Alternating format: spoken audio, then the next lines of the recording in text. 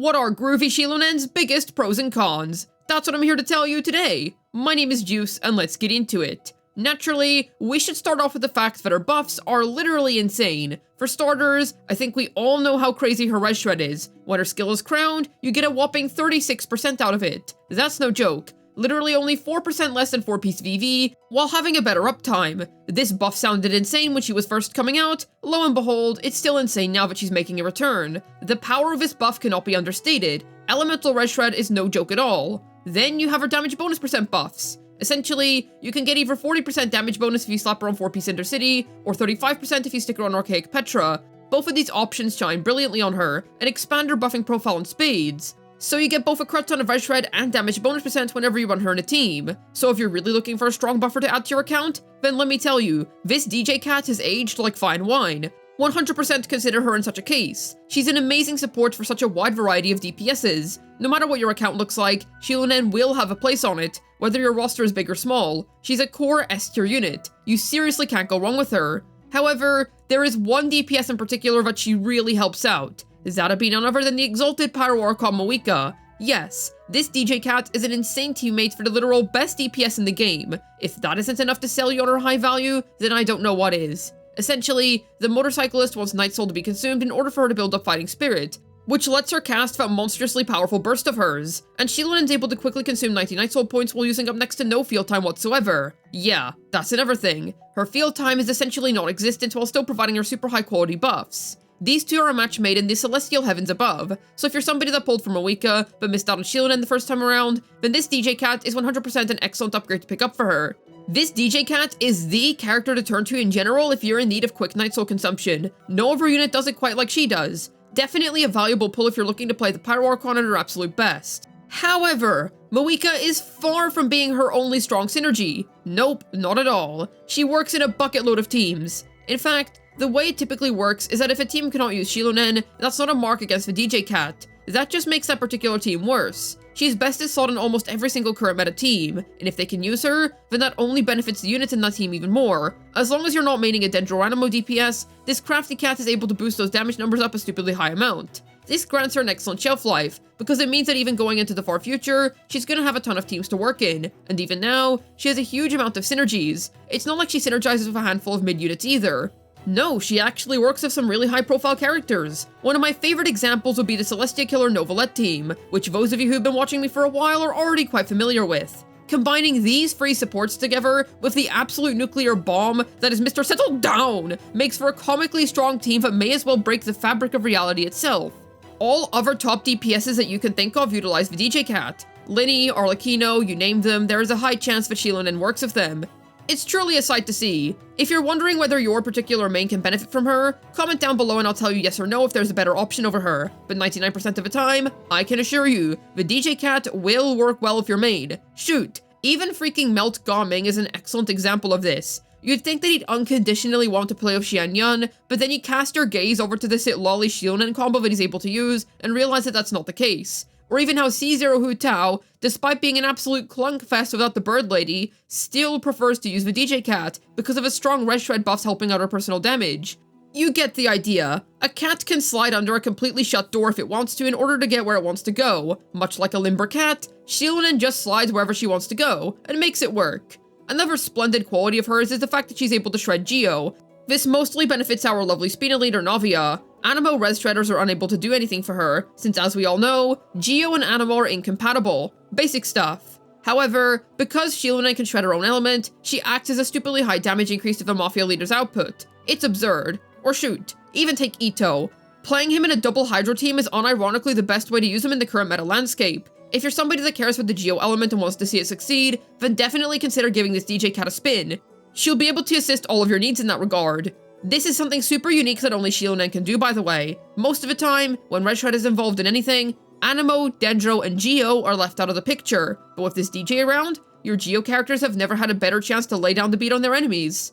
This next point is more minor, and doesn't really matter all that much in my opinion, but I'm gonna bring it up anyway. She has some really strong single character healing. The reason as to why I say this isn't that big of a deal is because it feels like everybody and their mother can heal nowadays. It's a very common thing for support to be able to do. Fanfare synergy isn't really a hard thing to come by these days. With that being said, her heals, despite being single character only, are still very solid for fanfare generation. This makes her a pretty comfy unit to play, and if she's the only healer in your team, well then there you go, your fanfare is sorted. But because you're usually gonna have Bennett or some other healer in your team already, or maybe you're playing her with a guy like Mr. Settle Down, who can sustain his own fanfare generation, you're not gonna find yourself focusing on this aspect of her all that much. Granted, this does have a flip side. It means that if you're playing a team that doesn't really need to use her burst, you can just completely ignore it in favor of doing her red shred kicks and then swapping off, which shortens her field time even more. Things just keep getting better, don't they? Well, you can also see that as a bad thing in fairness, since it means that her burst is useless enough to be completely ignored. However, I'd say that it at least has its uses, so you can adapt to using it or skipping it as you need. We have also absolutely got to talk about the sheer strength of this DJ Cat C2. You see, we don't have a whole lot of ways to buff HP percent in this game as of now. We have C4 Xilonen and Hydro Resonance. Outside of that, nothing. However, with C2 on this particular unit, you can enjoy a freaking 45% buff to the HP of Hydro units. Remember that Celestia killer team that I mentioned earlier? Yeah. Adding this on top of all of the other buffs turns it into a team that even those of power beyond gods should fear. It's absurd.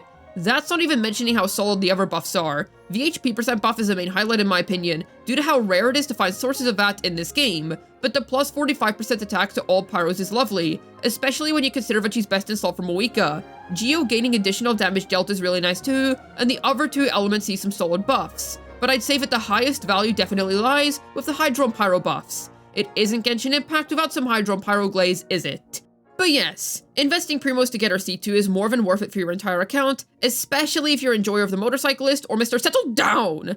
Just a quick side note, her C1 is really mid-meta-wise. I would only go for Xilonen's Constellations if you're able to guarantee C2, and if you're somebody that got really lucky on her first banner, whether that be through a double 5-star pull or getting some earlies, I would definitely recommend picking up her C2 if you can. It's worth the investment if you're already at C1, but all in all, great stuff.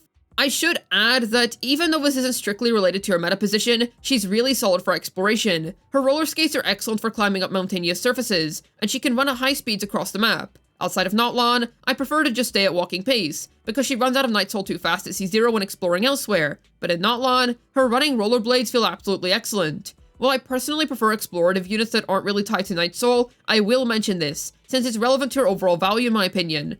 However, despite how Omega broken this character is, there are still a few flaws that she has that I'd like to cover. I'd really like to emphasize that these are not deal breakers. This unit has seriously solidified herself as one of this game's greatest meta units, and the following does not change that, but I still consider these aspects important to discuss. First off, she's not able to buff the damage of Anemo or Dendro units. However, DPSs of these elements already have their own dedicated best-in-slot supports, so while it's a shame that they can't access Xilonen's goodies, these units have been familiar with not being able to enjoy Red Shred for a long time already. But it does mean that if you're a main of those elements, the DJ Cat isn't going to be your first pull to prioritize. With that being said, it does mean that you can more easily save her for your other Abyss half, which may feature a team that is actually able to utilize her. And finally, this isn't really a con, but she doesn't replace Kazuha in its entirety. I said this before back when she was first coming out, but now that a significant amount of time has passed, we can see that this did end up being the case. The Maple Twink is still a powerful S-tier support, even now, and you're more likely to use them on either Abyss half or both in the same team, such as Celestia killer teams. So while Xilonen is absolutely a worthwhile pull, especially if you have Moika, you don't require her by any means. The Wind Lad remains as a perfectly fine alternative that isn't all that much worse. I'd also like to add that Kachina exists. You can leave that kid down at level 20, stick her on 4-piece Cinder City, and then you can use her at the end of Celestia Killer instead, or use her as a Xilonen replacement in general.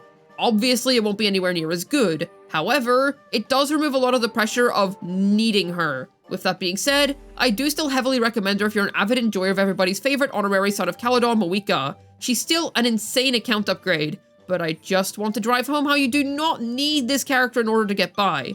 Other options do exist, but yes. With that being said, Kazuha is still relevant even after months of us having Xilonen. You can take that as you will.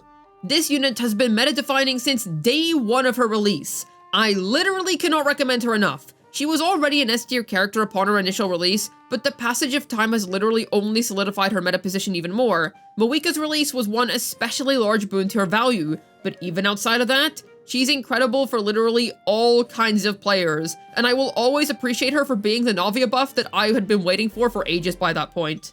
But how about yourself? Will you be pulling for Xilonen this time around, or is it a skip for you? Let me know down below, I'd love to hear your thoughts. As always, I have a ZZZ second channel. Head on over and subscribe if you're interested in some fun, silly ZZZ content. I'd also like to mention that I stream on Twitch. I stream once a week every week on Saturday, starting from 3 PM UK time. Come along so that we can play Weathering Waves, ZZ, and do some other fun stuff together. Hopefully this video was able to tell you Xilonen's biggest pros and cons. This has been Juice, signing out, and you know this character is strong when she single-handedly built all of Notlan's wacky technology by herself. Actual strongest character.